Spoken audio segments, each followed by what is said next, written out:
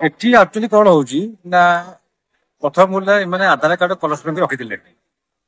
ତିନିଟା ରଖିଛନ୍ତି। ଯେହେତୁ ତିନିଟା ଉଠିକି ଅଛି ଆଧାର କାର୍ଡ କଲେକ୍ସନ ଅଛି, ଯୋଉମାନେ ଯେମିତି ଆଧାର କାର୍ଡ ଦେଇଛନ୍ତି ସେମାନେ ସେମିତି ସାର ନବା କଥା। ଯେହେତୁ ଏଟା ଆଧାର କାର୍ଡ କଲେକ୍ସନ କରି ରଖିଛନ୍ତି, କିନ୍ତୁ ଦେଲା ବେଳକୁ କଣ ହେଲା, ମୋ ଆଧାର କାର୍ଡ ଅଛି, ମୁଁ ଦେଇଛି, ମତେ ସାର ମିଳିଲାଣି।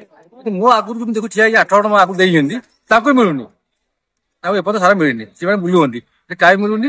ଏମାନେ କଣ କରୁଛନ୍ତି ନା ସମ୍ପର୍କୀୟ ଚିହ୍ନା ପରିଚୟ ବନ୍ଧୁବାନ୍ଧବ ପିତି ଏମିତି ଦେଖି ସାର ଦଉଛନ୍ତି। ଯୋଉମାନେ ଘୋଘା କରୁଛନ୍ତି ଆଖି ଦେଖୁଛନ୍ତି ତାକୁ ସାର ଦଉଛନ୍ତି। କିଛି ନାହିଁ। ସମବାୟ ସମିତି ସେକ୍ରେଟାରୀ ଯାହା କହିବ ସେଇଆ, ସରକାର ସେକ୍ରେଟାରୀ ଯାହା କହିବ ସରକାର ସେଇଆ।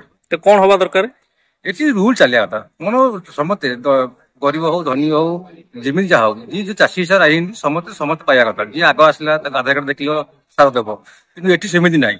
ଯିଏ ଆଗ ଆସିଲେ ବି ଆଧାର କାର୍ଡ ଦେଇଥିଲେ ବି ତା ପଛରେ ତା ବନ୍ଧୁବାନ୍ଧବ କି ସାଙ୍ଗସାଥି କି ନିଜ ସମ୍ପର୍କୀୟ ଆସୁଛି ତାଙ୍କୁ ସାର ଦିଆଯାଉଛି। ଏଇଟା କ୍ଲିୟର ହଉଛି। ସାର ପାଇଁ ଆଜି ଗଭର୍ଣ୍ଣମେଣ୍ଟ ପଠେଇଥିବାରୁ ଆମେ ସେଥିରେ ଖୁସି ହେଇକିରି ଆସିଥିଲୁ ସାର ନବା ପାଇଁ। କିନ୍ତୁ ସାର ତ ପକେଇବା ଟାଇମ ଗଲାଣି, ତଥାପି ଆମ ମନ ବୁଝୁନି। ହଁ ଚାଷ ତ କରିଛୁ, ଚାଷ ତ ନିଲଟରା ଚାଷ ହେଇଛି, ଗଭର୍ଣ୍ଣମେଣ୍ଟ ତ ଦେଇଛି ଆମକୁ ସାର। ଡେରିରେ ହଉ ଯେତିକି ହଉ ପକଡୁ ଅମଳ କମୁ ଯାହା ହଉ, ଆଉ ଚାଷ ତ କରିଛୁ ଆଉ। ତେଣୁକରି ସେଥିପାଇଁ ଆମେ ସାର ପାଇଁ ରାତି 3ଟାରୁ ଆମେ ଛିଡା ହେଲାଣି। କିନ୍ତୁ ଏପର୍ଯ୍ୟନ୍ତ ହେଲାଣି ଆମ ଲିଷ୍ଟ ପଡୁନି।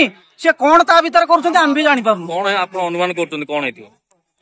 କଣ ହେଇଥିବ ସେ ତାଙ୍କ ଭିତରେ ତାଙ୍କ ସମ୍ପର୍କୀୟ ଦୃଷ୍ଟିରୁ ଦଉଛନ୍ତି ବୋଧେ ଆଉ। ଆମେ ଏଇଆ ଅନୁମାନ କରୁଛୁ। ହଁ ସାର ଚାଲିଛି। କିଏ ନଉଛନ୍ତି? ଲୋକମାନେ ନଉଛନ୍ତି। ଆପଣ ଭାବୁଛନ୍ତି ତାଙ୍କ ସମ୍ପର୍କୀୟ ଲୋକଙ୍କୁ ଦଉଛନ୍ତି? ସେଇଆ ବୋଧେ ଆମେ ଭାବୁଛୁ।